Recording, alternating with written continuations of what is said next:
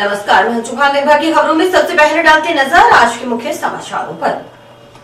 नियम उल्लंघन पर नियमानुसार जुर्माने की कार्रवाई करने के निर्देश। आईजी इंटेलिजेंस ने ली बैठक। दौरे के दौरान जिला अस्पताल, जिला कार्यालय का भी किया भ्रमण। जिले को मिली 10 कोविड वैक्सीनेशन मोबाइल वैन। स्वास्थ्य विभाग की योजनाओं की जानकारी देने के साथ ऑन स्पॉट करेगी कोविड वैक्सीनेशन।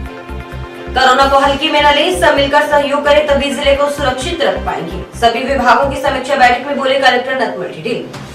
प्रधानाचार्य में शारीरिक शिक्षा के खिलाफ कार्रवाई की मांग। अब खबरें विस्तार से।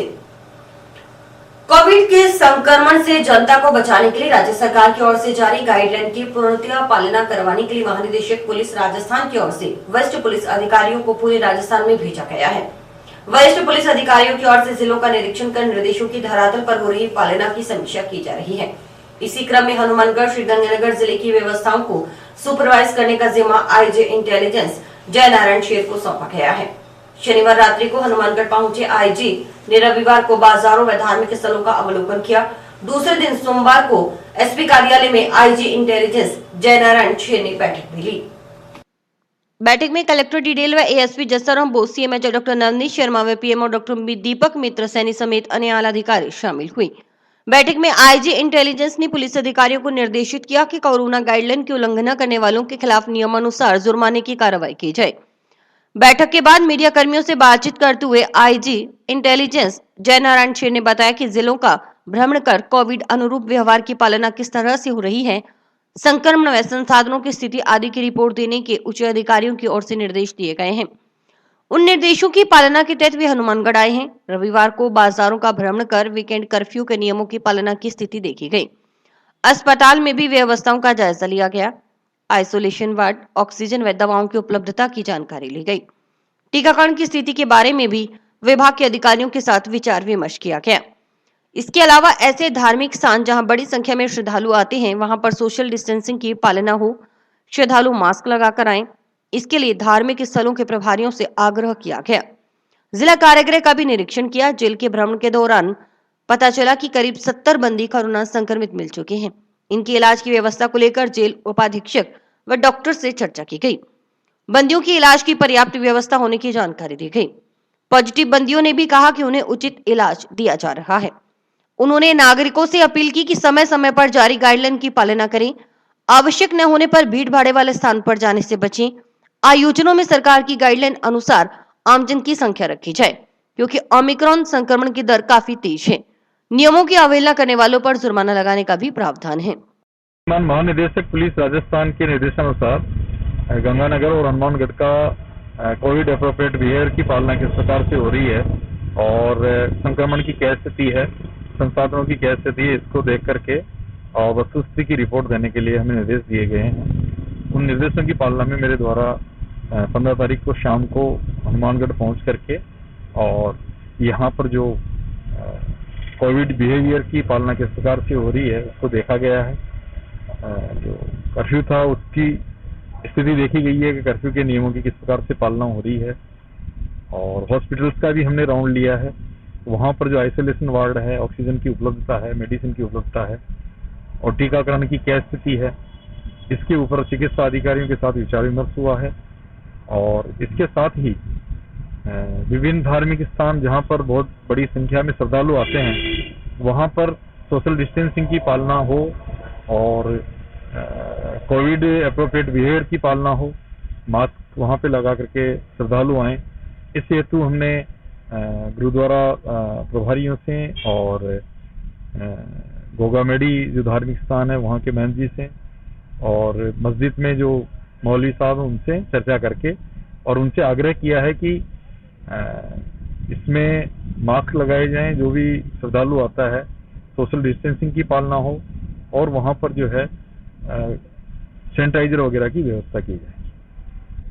तो जेल का भी विजिट किया था, उसमें भी सर हाँ पेशेंट ज्यादा आ रहे हैं सर जी, संख्या भी अधिक है।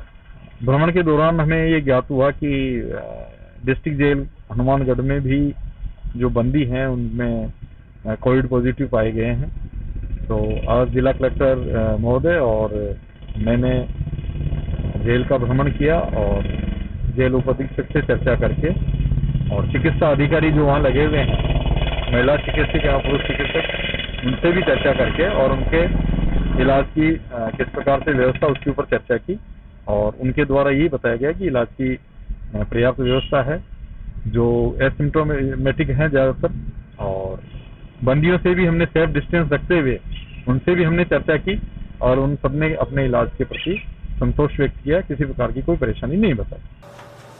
जिला कलेक्टर नटमल डिडेल ने कहा कि जिले में लोग कोरोना को हल्के में ना लें, सब मिलकर सहयोग करेंगे तभी हम जिले को सुरक्षित रख पाएंगे।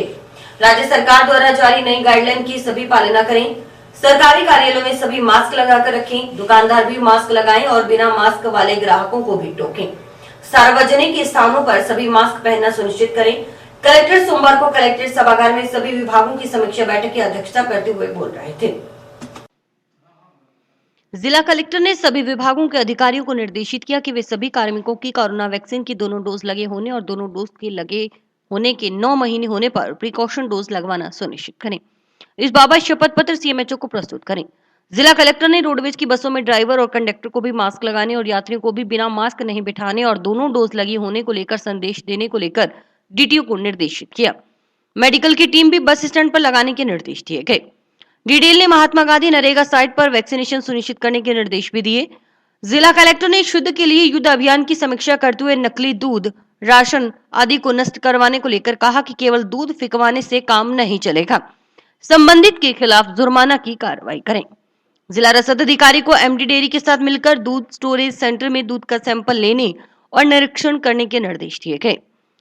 लोक परिवहन बसों को लेकर कलेक्टर ने निर्देशित किया कि रोडवेज या डीटीओ ऑफिस के फ्लाइंग लोक परिवहन बसों की टाइमिंग इत्यादि को निरीक्षण करें ताकि जिस वक्त का परमिट जारी हुआ है उसी समय लोक परिवहन बसें लगे। बैठक में सिंचाई विभाग व वन विभाग की समीक्षा करते हुए कलेक्टर ने टिब्बी क्षेत्र में नहर किनारे नया पौधरोपण करने के निर्देश दिए। पीडब्ल्यूडी के अधिकारियों को विश्राम गृह की मेंटेनेंस ठीक रखने, सफेद के पेड़ों की जगह नीम, शीशम आदि के पौधे लगाने, सतीपुरा ओवरब्रिज का कार्य प्राथमिकता से और क्वालिटी के साथ पूरा करने के साथ लेबर बढ़ाने के निर्देश दिए गए। डिटेल ने घर घर Aushadhi Yojana, MLA Emily land के कार्य, सब्सिडी के साथ कृषि यंत्रों को दिलवाने, जल जीवन मिशन, महिला एवं बाल विकास विभाग में अनाज तोल कर लेने और तोल कर ही देने, बिजली के बकाया बिलों, इंदिरा गांधी शहरी क्रेडिट योजना, अवैध शराब इत्यादि को लेकर समीक्षा करते हुए संबंधित अधिकारियों को दिशा निर्देश किया। बैठक में कलेक्टर के अलावा सीईओ जिला परिषद अशोक असीजा, एडीएम प्रतिभा देवटिया समेत जिले के लगभग सभी जिला स्तरीय अधिकारी उपस्थित थे। राज्य सरकार की तरफ से जिले को 10 कोविड वैक्सीनेशन मोबाइल वैन की स्वीकृति प्रदान की गई है। इनमें से 3 वाहन हनुमानगढ़ नगर परिषद क्षेत्र जबकि एक वाहन हनुमानगढ़ सहित अन्य सभी 7 उपखंड क्षेत्रों के लिए है। कोविड वैक्सीनेशन मोबाइल वैन स्वास्थ्य विभाग की योजनाओं की जानकारी आमजन को देने के साथ ऑन स्पॉट कोविड वैक्सीनेशन भी करेगी। प्रत्येक वाहन के साथ मेडिकल टीम रहेगी। हनुमानगढ़ नगर परिषद क्षेत्र में प्रचार प्रसार करने वाली तीनों कोविड वैक्सीनेशन मोबाइल वैन को कलेक्टर ने सोमवार दोपहर को कलेक्ट्रेट परिसर से हरी झंडी दिखाकर रवाना किया। इस मौके पर SDM doctor Avi Garg, CMHO doctor Navneet Sharma, BCMO doctor Jyoti Dhingra समेत अन्य अधिकारी भी मौजूद रहे। इस दौरान मीडिया कर्मियों से बातचीत करते हुए कलेक्टर नटमल डिडेल ने बताया कि पूरे राजस्थान में कोविड वैक्सीनेशन व मुख्यमंत्री चिरंजीवी स्वास्थ्य बीमा योजना में पंजीयन से वंचित लोगों का रजिस्ट्रेशन करवाने के अलावा स्वास्थ्य विभाग की अन्य योजनाओं की जानकारी देने के इस बहुउद्देशीय कार्य के साथ राज्य सरकार की ओर से पूरे राजस्थान में अलग वाहन चलाने की अनुमति प्रदान की गई है। इसके तहत नगर परिषद क्षेत्र में 3 जबकि अन्य सभी उपखंडों में 1-1 वाहन सहित कुल 10 अतिरिक्त वाहन चलाने की स्वीकृति राज्य सरकार की ओर से दी गई है। इसके पीछे मुख्यमंत्री की मंशा है कि इन वाहनों के माध्यम से उन सभी दूरस्थ गांवों और ढाणियों को कवर करें जहां तक सामान्यतः ये सेवाएं नहीं पहुंच पाती। इन वाहनों के माध्यम से इन योजनाओं का अधिकतम प्रचार प्रसार करें। कोविड वैक्सीनेशन की पहली और दूसरी डोज, प्रिकॉशन डोज से वंचित लोगों को अपना वैक्सीनेशन समय पर लेना सुनिश्चित करने के लिए प्रेरित किया गया। साथ ही बहुत महत्वाकांक्षी योजना मुख्यमंत्री चिरंजीवी स्वास्थ्य बीमा योजना का प्रचार प्रसार की अधिकतम कर रजिस्ट्रेशन से वंचित लोगों का पंजीयन करवाएं ताकि मात्र 850 रुपए का भुगतान कर आम आदमी प्रत्येक व्यक्ति साल भर में 5 लाख रुपए तक का निःशुल्क इलाज अच्छे से प्राप्त कर सके। वहीं सीएमएचओ ने बताया कि जिले में 100% कोविड वैक्सीनेशन का प्रयास है। इसी के तहत राज्य सरकार की ओर से जिले को 10 गाड़ियों की स्वीकृति प्राप्त हुई है। हनुमानगढ़ उपखंड को मिली 3 गाड़ियों को कलेक्टर ने हरी झंडी दिखाकर रवाना किया। इन गाड़ियों के जरिए प्रचार प्रसार तो किया ही जाएगा, चिकित्सा विभाग की टीम भी साथ रहेगी। अगर कहीं भी 10 या 11 व्यक्ति इकट्ठा होते हैं तो सूचना पर गाड़ी वहां पहुंचकर टीकाकरण भी करेगी। इन गाड़ियों का पूरा उपयोग लिया जाएगा। राज्य सरकार ने पूरे राजस्थान में जो कोविड वैक्सीनेशन से वंचित लोग हैं या मुख्यमंत्री चिरंजीवी स्वास्थ्य बीमा योजना में जिनका रजिस्ट्रेशन शेष है या स्वास्थ्य विभाग की विभिन्न योजनाओं की जानकारी देनी है, इस बहुउद्देशीय कार्य के साथ में पूरे राजस्थान में अलग व्हीकल चलाने की अनुमति दी है। अपने ज़िले में भी नगर परिषद क्षेत्र में 3 और बाकी सभी उपखंडों में 1-1 व्हीकल, कुल मिलाकर के 10 अतिरिक्त वाहन चलाने की परमिशन राज्य सरकार द्वारा दी गई है। माननीय मुख्यमंत्री जी की मंशा है कि हम लोग इन व्हीकल्स के माध्यम से उन सभी दूरस्थ गांव, ढाणी और घरों को कवर करें जहां तक सामान्यतः ये सेवाएं पहुंच नहीं पाती है। इन योजनाओं का हम अधिकतम प्रचार प्रसार करें और कोविड वैक्सीनेशन की प्रथम डोज, द्वितीय डोज या प्रिकॉशन डोज से जो शेष लोग हैं उनको भी हम मोटिवेट करें कि वो अपना वैक्सीनेशन समय पे लेना सुनिश्चित करें। साथ ही बहुत ही महत्वाकांक्षी जो योजना मुख्यमंत्री चिरंजीवी स्वास्थ्य बीमा योजना है, उसका प्रचार प्रसार भी अधिकतम करके जो रजिस्ट्रेशन से शेष लोग हैं उनका रजिस्ट्रेशन इसमें करवाएं, ताकि मात्र 850 रुपये का भुगतान करके हमारा आम आदमी, हमारा प्रत्येक व्यक्ति साल भर में 5 लाख रुपए तक का निःशुल्क इलाज अच्छे अस्पतालों में प्राप्त कर सकते हैं। जिले में कोविड वैक्सीनेशन का हमारा पूरा प्रयास चल रहा है। उसी के तहत राज्य सरकार से हमें 10 गाड़ियों की स्वीकृति प्राप्त हुई है, जो कि हर ब्लॉक में 1-1 और 3 शहरी क्षेत्रों में लगाई जाएंगी। उसी में हनुमानगढ़ ब्लॉक को जो 3 गाड़ियाँ आज दी गई थी, जो प्रचार प्रसार के साथ टीम भी रहेगी जिसमें, और कोई भी जहाँ पे 10-11 व्यक्ति इकट्ठे होते हैं ऑन कॉल वो गाड़ी जाके वहाँ पे टीकाकरण करेगी। उसी के तहत इन 3 गाड़ियों को माननीय जिला कलेक्टर महोदय ने आज हरी झंडी देकर रवाना किया है और इनका पूरा उपयोग लिया जाएगा। और आज भी इनके एरिया चिन्हित कर दिए गए हैं जो टोल नाके पे और अलग अलग जगह जाकर ये वैक्सीनेशन करेंगे। किन्नर समाज की ओर से कड़ाके की ठंड को ध्यान में रखते हुए हर बार की तरह इस बार भी जरूरतमंद परिवारों को गर्म वस्त्र वितरित किए जा रहे हैं। सोमवार को किन्नर समाज की ओर से छन्नोबाई के नेतृत्व में जंक्शन की दुर्गा कॉलोनी में जरूरतमंद परिवारों को ठंड से बचाने के लिए गर्म कंबल व शॉल वितरित किए गए। इस मौके पर मैनाबाई ने बताया कि उनकी गुरु छन्नोबाई की ओर से हर साल सर्दी के मौसम में जरूरतमंदों व बेसहारा लोगों को गर्म वस्त्र वितरित किए जाते हैं। उनकी गुरु उन्हें भी इसी तरह के कार्य करने के लिए प्रेरित करती है। मैनाबाई के अनुसार वर्तमान समय में कड़ाके की ठंड का प्रकोप है। अक्सर देखा गया कि बेसहारा लोग सड़क किनारे या रेलवे स्टेशन की बाउंड्री में खुले आसमान के नीचे सो रहे होते हैं। अन्य संगठनों से भी आग्रह है कि ऐसे जरूरतमंद व्यक्तियों की मदद करें ताकि वे ठंड से बचाव कर सकें। इस मौके पर कॉलोनी के राम सिंह के अलावा अन्य गणमान्य नागरिकों ने इस पहल के लिए किन्नर समाज का आभार व्यक्त किया। प्रोग्राम ये रखा है, ठंडी बहुत बढ़ रही है। ठंडी के लिए मैंने छन्नोबाई मेरा नाम है, मैं अपने गरीबों को शॉल बांटा है, हर साल बांटती हूँ और बांटती हूँ जिनकी रखी तो मान कर।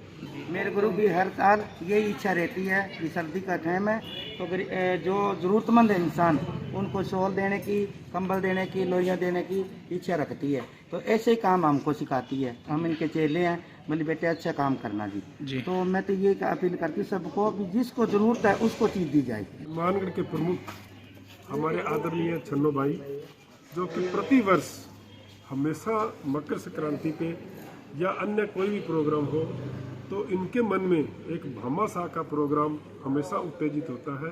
आज भी इन्होंने भामाशाह की तरह बहुत से लोगों को गर्म शॉल दिए ताकि वो सर्दी से अपना बचाव करें, और इनका हौसला बढ़ाने के लिए हम लोग भी माँ का बहुत आशीर्वाद करते हैं, इज्जत करते हैं। मैं मेरे शहर वासियों की तरफ से आदरणीय मेरी माँ छन्नोबाई, उनकी शिष्य मैनाबाई, रूबी बाई, यास्मीन और निर्मल बाबा, परी इन सब का बहुत बहुत योगदान मेरे शहर वासियों को रहता है। भाटमाला NH 754 के निर्माण के दौरान किसानों के समक्ष आ रही समस्याओं के समाधान की मांग को लेकर भाटमाला NH 754 की संघर्ष समिति सदस्यों ने सोमवार को कलेक्टर को ज्ञापन सौंपा। इस मौके पर संघर्ष समिति अध्यक्ष दिलीप छिम्पा और प्रवक्ता सुरेंद्र शर्मा ने बताया कि नेशनल हाईवे के निर्माण के दौरान किसानों के समक्ष आ रही समस्याओं के बारे में कई बार प्रशासनिक अधिकारियों से वार्ता हो चुकी है, लेकिन अभी तक कुछ समस्याओं का समाधान नहीं हुआ है। किसानों को न्याय दो, न्याय दो, न्याय दो। इनकलाब जिंदाबाद, जिंदाबाद, जिंदाबाद। किसान एकता जिंदाबाद, जिंदाबाद, जिंदाबाद। इनकलाब जिंदाबाद, जिंदाबाद, जिंदाबाद। भारतमाला के कर्मचारियों की गुंडागर्दी नहीं चलेगी, नहीं चलेगी, नहीं चलेगी। भारतमाला के ठेकेदारों की गुंडागर्दी नहीं चलेगी, नहीं चलेगी, नहीं चलेगी। रास्ते पाइपें देनी होगी, देनी होगी, देनी होगी। रास्ते पुल बना करके देने होंगे, देने होंगे, देने होंगे। जिंदाबाद। राजस्थान सरकार होश में आओ, होश में आओ, होश में आओ। मोदी सरकार होश में आओ, होश में आओ, होश में आओ। हम आज कलेक्टर साहब से मिलने के लिए आए हैं और इन मुद्दों पे पहले भी कई बार वार्ता हो चुकी है, लेकिन हमारा इनका कोई समाधान नहीं हो रहा। इनमें प्रमुख मुद्दा एक तो किसानों की जो केसीसी बनी हुई है, बैंक की लिमिट है ज़मीन के ऊपर, वो सारे किसानों को जिनकी ज़मीन अधिग्रहित हुई है उनको दोबारा बनानी पड़ रही है। जबकि कलेक्टर साहब से इससे पहले जो कलेक्टर साहब थे उनसे भी हमारे वार्ता हुई थी, तो उन्होंने कहा था कि जिनकी बीघा या 1.5 बीघा ज़मीन आ रही है उनको हमें लोन है वो दूसरी ज़मीन पे ट्रांसफ़र कर देंगे, उसको दोबारा नहीं बनानी पड़ेगी। लेकिन अब सारे बैंक है वो सारे किसानों को परेशान कर रहे हैं दोबारा बनाने के लिए, उसमें पैसा भी लग रहा है और टाइम भी लग रहा है। 5-7 हज़ार रुपये बिना मतलब किसी किसान का अपव्यय हो रहा है। तो एक तो इस बात को लेकर के आए हैं। दूसरे जो रास्तों के ऊपर अंडरपास बनाए जा रहे हैं वो NHI अपना खर्चा बचाने के लिए उसके अंदर भ्रष्टाचार करते हुए 10 मीटर दूरी को कम करने के चक्कर के अंदर ये टेढ़े बना रहे हैं। उसको किसानों को आने जाने में और बड़ी परेशानी होगी, इसलिए हम ये मांग करते हैं कि उसको रास्ते की जगह पर सीधा बनाया जाए।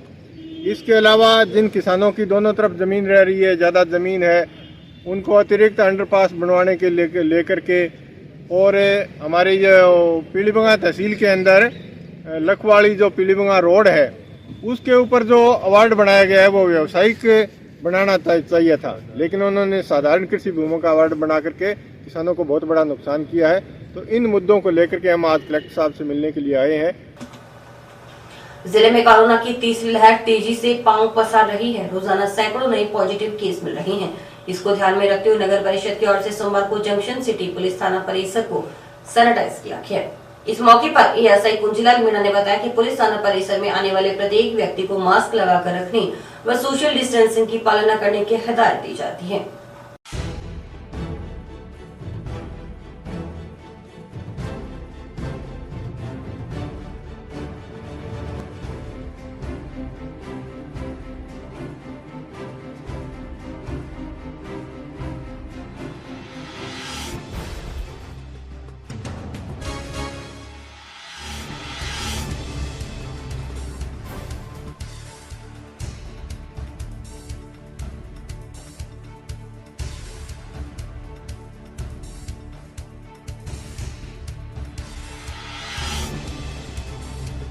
ये कोरोना की तीसरी लहर को बढ़ते हुए देखकर नगर परिषद द्वारा सैनिटाइजर करवाया जा रहा है और लोगों से अपील है कि मास्क लगाएं और अपने सैनिटाइजर का हाथ मालिश करें, 2 गज की दूरी बना रखें और कोरोना गाइडलाइन की सभी की पालना करें। थाना में आते हैं उनसे हम सैनिटाइजर से हाथ धुलवाते हैं और मास्क लगाने की अपील करते हैं। गांव की गली में ग्वाड़ में हुए अवैध अतिक्रमण को हटाने की मांग को लेकर गांव किशनपुरा दिखनांदा के ग्रामीणों ने भारत की जनवादी नौजवान सभा के बैनर तले सोमवार को कलेक्टर को ज्ञापन सौंपा। ज्ञापन में बताया कि ग्राम पंचायत किशनपुरा के वार्ड 1 में ग्राम पंचायत सरपंच व ग्राम विकास अधिकारी की ओर से भागीरथ पुत्र तेजाराम को गली आम व सार्वजनिक गुवाड़ में कब्जा करवा दिया गया है। सरपंच और सचिव पास खड़े होके और गली आम और उगाड़ में अतिक्रमण करवा दिया और वो गली स्कूल की गली है, मंदिर की गली है। पट्टे से जहाँ पट्टा कटा हुआ उससे पार बना लिया। जी ये पंचायत समिति हमारे पे नाम है।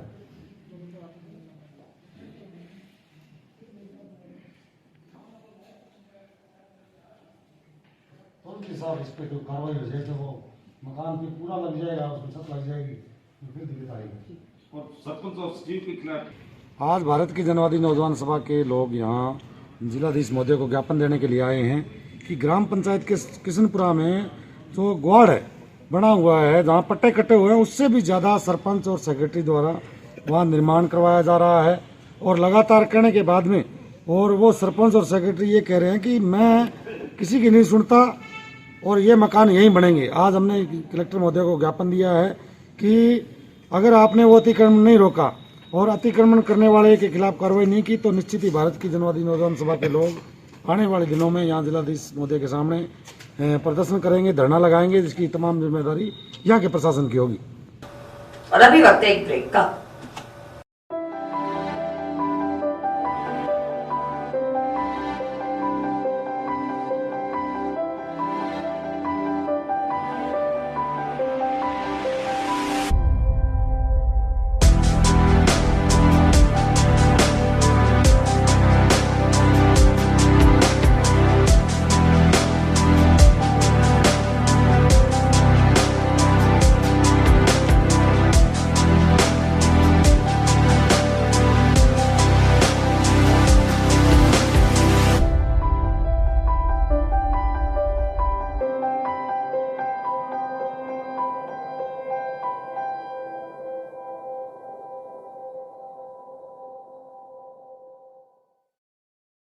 गांव जोरावरपुरा के राजकीय उच्च माध्यमिक विद्यालय की कक्षा 10वीं की छात्रा के साथ छेड़छाड़ करने में पीड़िता को धमकाने के संबंध में प्रधानाचार्य व शारीरिक शिक्षक के खिलाफ दर्ज मुकदमे में कानूनी कार्रवाई करने की मांग को लेकर सोमवार को ग्रामीणों ने अखिल भारतीय किसान सभा के बैनर तले कलेक्टर को ज्ञापन सौंपा।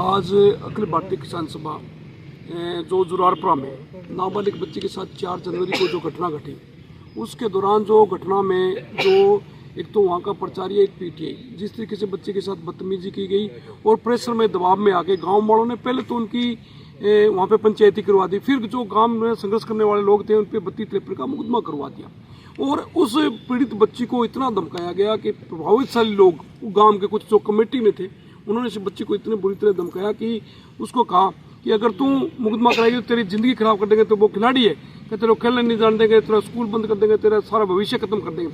फिर कुछ जागरूक लोग उनसे मिले और हमने FIR दर्ज यहाँ 28 जो नंबर FIR दर्ज है वो करवाई। उसमें कानूनी रूप से अभी तक कोई कार्रवाई नहीं हुई है। हम इसमें चाहते हैं कि तुरंत प्रभाव से प्रधानाचार्य और PTI को उसमें अरेस्ट किया जाए और उस बच्ची को न्याय मिले। अगर स्कूलों में ऐसा होने लग गया, एक तरफ सरकारें कह रही है बेटी बचाओ, देश बचाओ, बेटी को पढ़ाओ, कैसे पढ़ाएंगे बच्ची को? जब ऐसे स्कूल में PTI या प्राचार्य होंगे तो स्कूल कैसे चलेगा आगे, देश कैसे चलेगा आगे? दोनों ही सरकार इसमें दोषी है। और राजस्थान सरकार के तो पहले अलवर में पीड़ित बच्चा के लिए वो पहले इस क्षेत्र के अंदर आंदोलन कर रहे हैं। अखिल भारतीय किसान सभा अगर उसमें तुरंत प्रभाव से हम जिला कलेक्टर को ज्ञापन देंगे, नहीं करेंगे तो हम उस पर आंदोलन लड़ेंगे।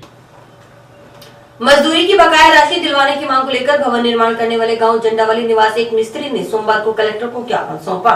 जानकारी के अनुसार कृष्ण लाल पुत्र पूर्णम कुम्हार निवासी वार्ड 2 जंडावाली ने बताया कि वह मजदूरी पेशा व्यक्ति है और चिनाई मिस्त्री है। उसने पीलीबंगा पुलिस थाना में पदस्थापित कांस्टेबल वीर सिंह के घर का मकान सिविल लाइन जंक्शन में कोठी का निर्माण किया था। उसने चिनाई, लिपाई व अन्य कार्य किया था तथा लेबर भी उसकी तरफ से लगी थी। चिनाई कार्य अप्रैल 2021 से लेकर अक्टूबर 2021 तक चला। पुलिस वालों ने मनमानी नहीं चलेगी, नहीं चलेगी, नहीं चलेगी। पुलिस वालों की मनमानी नहीं चलेगी, नहीं चलेगी, नहीं चलेगी। मजदूर की मजदूरी देनी पड़ेगी, देनी पड़ेगी, देनी पड़ेगी। इनकलाब जिंदाबाद। हाँ जी, ये मजदूर है, हमारा मिस्त्री है। हवलदार होने के नाते इसके साथ जाति सूत्र से गालियां निकाली कि तेरे जैसे बहुत है, हम लोग पुलिस वाले हैं। हमारी मांग है साहब, अगर निश्चित ही वो पैसे नहीं देगा। 54,000 रुपये बाकी है जी। तो आपने बिल्कुल ही वो पगार नहीं की। इसको तो दिए सोची तो मैंने नहीं पाई। 54,000 के दे वो लिखाएंगे। 3 लाख मजदूरी थी मैडम इसकी, 3 में से 54,000 रुपये रोक के बाकी पेमेंट इसको दे दी और लगातार 3-4 महीनों से चक्कर कटवा रहा है। तो सर मैं सिविल एंड सी ब्लॉक में 28-29 बटा हवलदार वो वीर सिंह सनोवर दयाल सिंह उनके कार्य चालू किया और वो जो भी मेरी पेमेंट बाकी 54,000 दे नहीं रहे, तो मैं परसों 15 तारीख को उनके घर गया। वो मुझे गालियां दी, गाली गलौज निकाली, भैया आपके वर्ग के बथेरे मिस्त्री मजदूर देखे, जो कुछ होता है वो कर लो। आज हम यहाँ जिलाधीश महोदय को भारतीय जनवादी नौजवान सभा के तमाम कार्यकर्ता यहाँ कलेक्टर साहब से मिले हैं। हमारी एक मांग है कि हमारा एक साथी कृष्ण लाल सनोवर पूर्णराम झंडावाड़ी से, उन्होंने एक वीर सिंह हवलदार है जो कि कार्यरत ड्यूटी पे पीलीबंगा लगा हुआ है, उसके उस सदस्य ने, हमारे व्यक्ति ने वहाँ कम से कम 6 महीने उसके काम किया। उसके बाद 6 महीने काम करवाने के बाद 54,000 रुपये की राशि इसकी रोक ली। परसों 15 तारीख को ये जब गया तो क्या मेरे पास बार बार आने की जरूरत नहीं है, मैं एक पुलिस वाला हूँ, आप जैसे मैंने बहुत देखे हैं। हमारे साथियों के साथ गाली गलौज और अभद्र भाषा और जाति सूचक गालियाँ भी दी है। इनके साथ एक मजदूर भी था सोनू, उसके साथ अभद्र भाषा का प्रयोग किया गया, जाति सूचक गालियाँ दी गई। अगर निश्चित ही हमारी ये मांग, हमारे पैसे साथियों को नहीं दिए गए तो निश्चित ही भारतीय जनवादी नौजवान सभा उग्र आंदोलन करने पर मजबूर होगी, जिसकी तमाम जिम्मेदारी यहाँ के जिला प्रशासन की होगी। भाखड़ा नहर परियोजना की करणी सिंह वित्रिका के अध्यक्ष और सदस्यों का निर्वाचन जल्द करवाने के आदेश संबंधित विभाग को देने की मांग को लेकर जल उपयोगिता संगम अध्यक्षों ने सोमवार को कलेक्टर से मुलाकात की। इस मौके पर बलकरण सिंह, गुरुसेवक बिकर सिंह सहित अन्य अध्यक्षों ने बताया कि भाखड़ा नहर परियोजना की करणी सिंह वित्रिका के अध्यक्ष व सदस्यों का चुनाव जल संसाधन विभाग की ओर से फरवरी 2017 से लेकर आज तक नहीं करवाया गया। विभाग की ओर से इससे पूर्व 4 बार चुनाव की तारीखें निर्धारित कर बार बार निरस्त की जा चुकी हैं। हमारे 5 बार अभी तो आपको 5 साल पूरा हो रहा है। एक बार चुनाव होने के बाद 5 साल रहते हो आप, और ये 5वां साल आपका पूरा होने वाला है, तब तक चुनाव हो जाना चाहिए।